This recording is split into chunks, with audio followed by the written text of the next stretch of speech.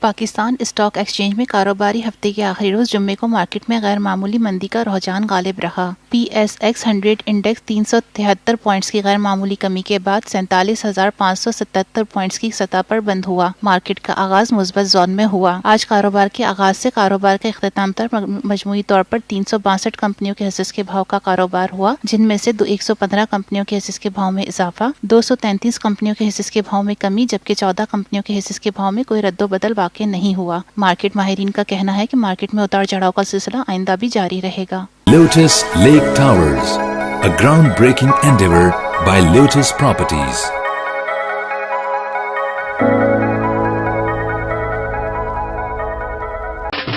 دیسی کھانوں کے متوالے ہو جائیں تیار، پاکستان کا سب سے بڑا بوفے ویکینڈ آ گیا ہے۔ 21، 22 اور 23 اپریل جمعہ، ہفتہ اور اتوار پاکستان کا دسترخوان سجائے گا دیسی کھانوں کا بہترین انتخاب فیئر ہال گارڈنز کراچی میں۔ جو چاہو جتنا چاہو کھاؤ۔ #PKDKHI